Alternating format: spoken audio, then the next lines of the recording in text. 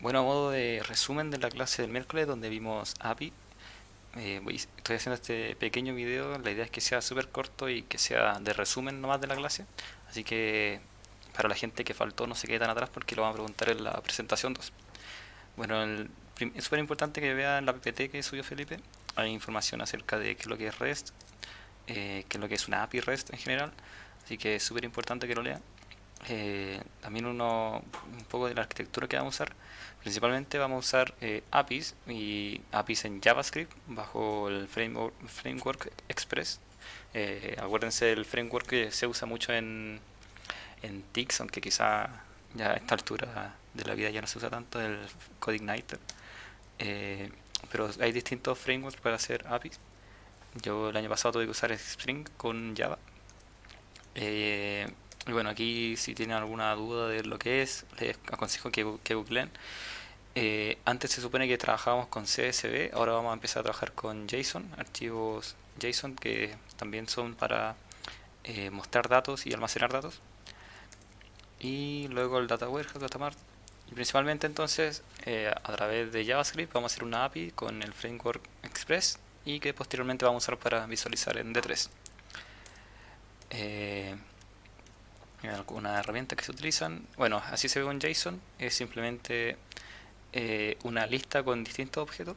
En este caso hay solamente un objeto que tiene un ID, product ID y un montón de información. Ahora el JSON puede ser gigante, obviamente. Y este es un archivo XML que se usaba como anteriormente. Bueno, y algunas páginas y algunas APIs todavía lo siguen usando para transferir datos. Entonces les sugiero que investiguen harto lo que es una API para que no queden tan colgados, pero en general es la forma en que se comunican dos fuentes, por así decirlo, dos programas. Entonces lo que vamos a hacer ahora es crear una API en JavaScript. ¿Por qué JavaScript? Bueno, porque obviamente estamos aprendiendo en el curso JavaScript y para eso vamos a usar Node.js. Node.js lo que hace es crear el entorno en el cual corre JavaScript en el computador. JavaScript solamente corre en los navegadores, Firefox, Chrome, a través de un motor que estos navegadores tienen. Entonces lo que hizo la gente de Node fue sacar este motor, el de Chrome específicamente, para hacer una especie de ambiente en donde, donde puedan correr el JavaScript fuera del navegador. ¿Cuál es la gracia de esto? Que se pueden hacer aplicaciones fuera del navegador, como sería una API. Y la única gracia de esto en verdad es que la gente que sabía mucho JavaScript necesitaba alguna forma de poder usarlo para otras cosas también JavaScript fuera del navegador, y para eso se creó Node. Por ejemplo, a nivel de API se podría crear en Python, en Java, pero como estamos viendo JavaScript en el curso, para que tenga un poco más de coherencia, vamos a usar Node. Entonces tienen que descargar la versión. Eh, yo tengo esta, les va a pedir descargar un montón de otras cosas, pero ahí con la instalación tienen que seguirla nomás. Y vamos a trabajar también con bases de datos, así que pueden descargarse MariaDB o PHP MariaDB, aquí hubo gente que tenía problemas para descargarla. Yo descargué el ejecutable que estaba de MariaDB. Vamos a ver si me tira a la página donde estaba. Si no, siempre pueden descargar MySQL, Champ, y ahí gestionar la base de datos como se hacía también en TIX. Aquí hay una versión que es ejecutable, si no me equivoco, que esa fue la que instalé yo. Y aquí también le instala una serie de componentes que le va a servir. Este que está acá, hay un MSI para Windows. Y si no me equivoco debería haber alguna para Mac también. Si no, con Champ se puede también gestionar esta base. Entonces lo primero que vamos a hacer es entender un poco los archivos que están en la carpeta. La carpeta que está en material docente de la clase 10, hay una carpeta de API también. Y aquí hay un HTML de la clase que todavía no lo vamos a ver. Y en la carpeta API está nuestra app. Esta app es un JSON, el cual ya está escrito con el framework Express, donde, bueno, en realidad estas partes del código no las conversamos tanto, sino que aquí la parte importante es esta. Paltas Router lo que hace es que cuando una persona entre a esta URL en el navegador, suponiendo que nosotros como usuarios estamos lejos de la base de datos y de la cual funciona esta API, cuando ingresemos a esta URL nos va a tirar a Paltas Router, que sería una URL distinta, nos va como a redirigir. ¿Y a dónde nos va a tirar este Paltas Router? Al archivo JavaScript que está acá.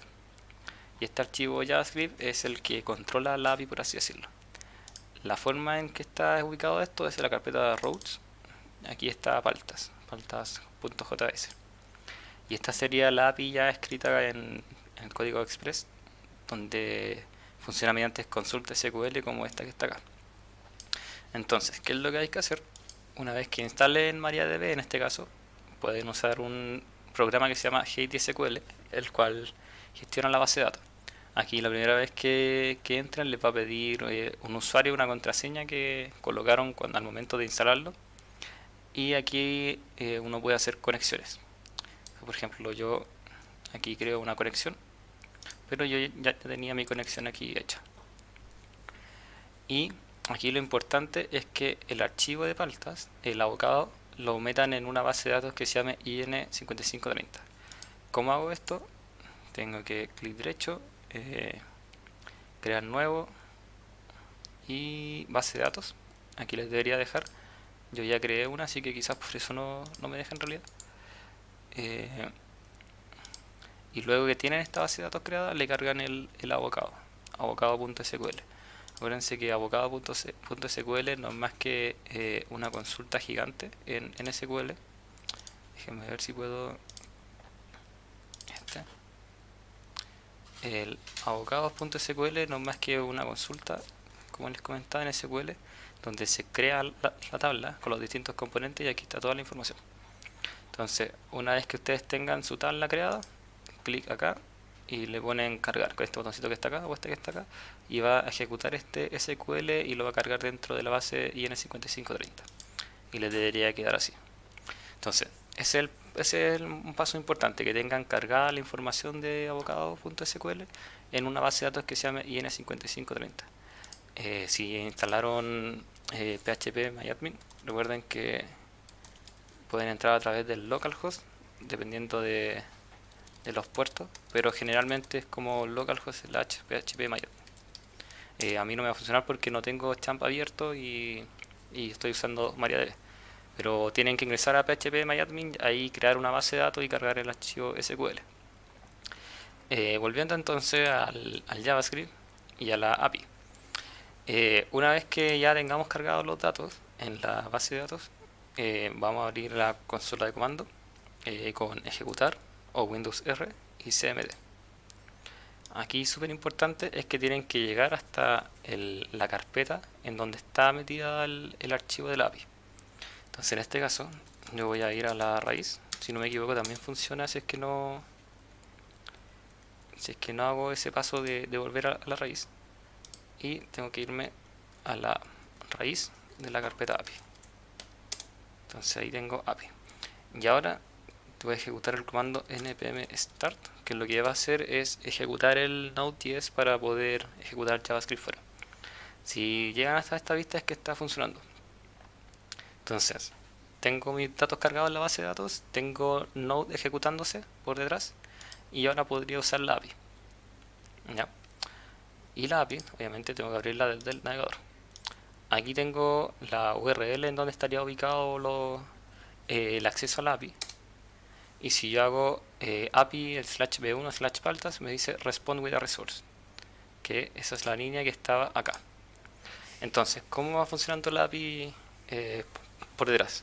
A la API REST yo le puedo hacer 4 tipos de consultas. Una de ellas es la consulta GET, que es para extraer datos, consultar datos. Entonces, este método GET, cuando yo entro a la URL raíz, por así decirlo, me va a mandar esta respuesta que es respond with a resource.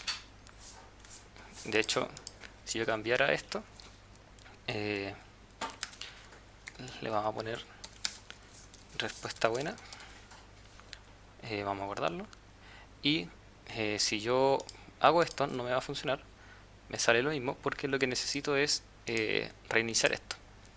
Entonces aprieto control C, si no me equivoco, para cancelarlo, o control S, Bueno, si no siempre... Ahí, se sabe mirarlo otra vez.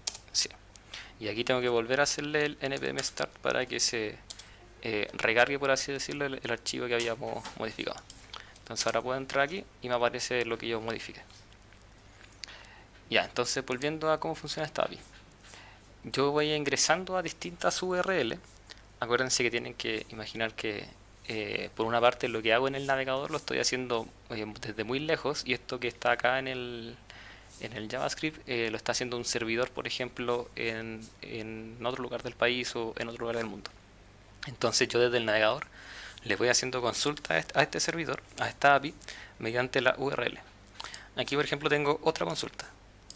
También una consulta get, y sería slash region y dos puntos nombre. Dos puntos nombre lo que hace es que yo puedo meter cualquier nombre, y lo que va a hacer después esta función es que me va a seleccionar como una consulta SQL, select todo from abocado, que es la tabla, donde la región se iguala a signo de pregunta. Y signo de pregunta lo que hace es reemplazarme después con esta función values el nombre que yo metí arriba. Entonces, el nombre que yo meta arriba en la URL me lo va a reemplazar aquí en región y me va a hacer una consulta SQL a la base de datos. Y me va a retornar el JSON. Y así también tengo una región por un límite, donde puedo pedir un límite de respuestas. Y hay otras consultas más en el archivo. Promedio histórico, por ejemplo, que esta es la consulta que vamos a hacer ahora. Entonces, promedio histórico, voy a poner slash paltas, slash promedio histórico, perdón, promedio histórico, y me retorna un JSON con los promedios de cada uno de, si no me equivoco, estos son los tipos de palta. Y el JSON se ve así, como un objeto que les mostraba antes. Entonces tenemos distintas consultas get que se pueden hacer mediante la URL. Y más abajo en el archivo de la API están las conexiones que se hacen a la base de datos. Ahí tienen que colocar las contraseñas y los passwords que tenían que usaron en las configuraciones. Configuraciones iniciales, si se fijan, la base de datos a la que está referenciando es IN5530. Si ustedes crean una base de datos distinta con otro nombre, tienen que cambiarla acá para que se pueda conectar bien. Aquí hay unos errores en el caso de que no se pueda conectar, etcétera. En general es bastante intuitivo, por así decirlo, el framework. Tienen que echarle un ojo nomás y van a ver que la mayoría de las cosas son errores en caso de que las consultas no resulten, por ejemplo, pero debería entenderse la mayoría. Y bueno, si quieren ir cambiando las consultas, tienen que cambiar aquí un nuevo método get. Por ejemplo, yo querría realizar una nueva tipo de consulta a la API. Tendría que ponerle router.get y aquí cambiarle, por ejemplo, no sé, le puedo colocar el nombre que yo quiera. Por ejemplo, slash consulta paltas, le vamos a poner consulta paltas. Y después, cuando la persona entre a esta URL slash consulta paltas, aquí localhost paltas slash consulta paltas, le va a retornar la consulta que yo haga acá. ¿Sí? Aquí, por ejemplo, esta está seleccionando promedios. Estas consultas SQL es puro lenguaje SQL como tal. Eso referido a cómo funciona la API. Entonces, el AP, por así decirlo, era crear un nuevo tipo de consulta, donde tendrían que haber cambiado todo este tema del SQL, quizá utilizar values para cambiar los valores que se ingresen mediante la URL, y recuperar datos distintos que no sean los que ya estaban recuperados con estas consultas de acá.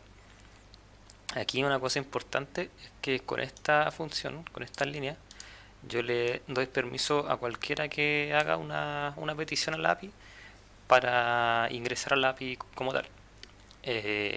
Esto era importante, tuvimos un caso con un Mac, que no era Mac, era otro computador, que al correr la API no le estaba permitiendo extraer los datos de la base de datos. No sé por qué, si PHP MyAdmin quizás como que bloqueó de alguna forma el acceso a fuentes externas, por así decirlo. Pero con este comando después se arregló. Como les comentaba yo, el año pasado tuve que trabajar con Java, así que tampoco soy experto en este framework, en esta forma de crear la API. Pero básicamente esto les va a servir para poder hacer su entrega número 2. Como siempre, les aconsejo que estudien igual en sus casas todo lo que es una API, que es lo que es una API REST también, que quizá eso es lo más importante para entender qué es una consulta GET. Hay otras consultas distintas para borrar, para actualizar, para meter datos también en la base de datos. Así que eso le aconsejo que lo estudien todo. Después que tenemos todo el tema del API, podemos pasar al HTML. El HTML de la clase es igual a los HTML que hemos visto antes para dibujar con D3, pero la única diferencia es que ahora en vez de recuperar los datos de un CSV, los recuperamos de un JSON, de 3.json. ¿Y de dónde se saca este JSON? Se saca de una consulta a la API, del promedio histórico. Entonces, ¿qué es lo que hace? En vez de cargarle un JSON, va directamente a la API y la API la usa como data. Y después aquí es lo mismo que hemos visto en las clases anteriores. De hecho, este es un pie chart. Ahí sacamos frecuencia, los valores, tenemos escalas de colores y después select.append attribute y empezamos a dibujar. ¿Y esto cómo se vería? Aquí tenemos nuestra clase 10. Aquí tenemos. Y saca los datos de la base de datos. Si abrimos la consola, tenemos nuestros archivos JSON que se extrayeron de la base de datos. ¿Sí? De hecho, este fue el mismo que les mostré antes con la consulta acá. Y bueno, la arreglo con los colores y un montón de cosas. Entonces, cargan los datos en la base de datos que tengan para poder hacerle consultas mediante la API. Luego configuran el archivo de la API, que en este caso acuérdense que lo que hizo acá Felipe fue que este archivo app lo que hace es redirigirte a la URL de Paltas y entrar a este archivo que está acá, al Paltas. Y luego de esto es donde está todas las consultas SQL. ¿Sí? Cada uno de los métodos GET hace una consulta SQL que retorna al final un JSON que se puede ver así. Y luego con D3 en un HTML podemos visualizar los datos que recuperemos con esa API. Y recuerden, súper importante, iniciar el node mediante esto, y cada vez que hagan una actualización a la API tienen que volver a reiniciar todo esto. ¿Sí? npm start.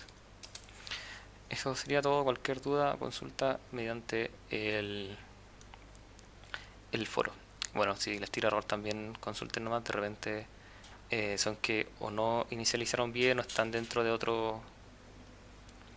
otra carpeta, o hay problemas con la conexión también. Si les tienen mala la conexión acá, les va a tirar algún problema si no están con las credenciales correctas o cosas como ese estilo. Eso, y nos vemos en clases.